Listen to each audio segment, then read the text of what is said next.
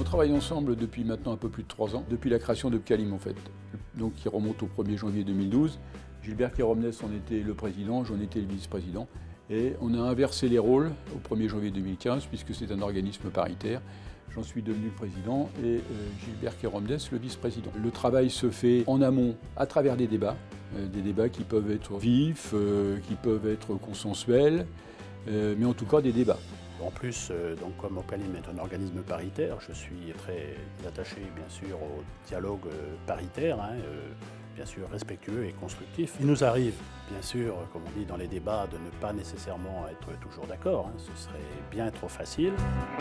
Il y a eu un événement important qu'on peut dater, qui est la journée du 31 octobre 2014, puisqu'il a été la conclusion de l'accord multibranche sur la formation professionnelle dans le secteur alimentaire, et qu'à partir de cette date, donc, il a fallu faire vivre cet accord. Alors en amont, bien évidemment, il y a eu des négociations, donc comme on l'a dit tout à l'heure, des débats. Ensuite, une fois qu'on a couché cet accord sur le papier et qu'on l'a signé, bien évidemment, ce qu'il faut, c'est le traduire dans les entreprises au quotidien.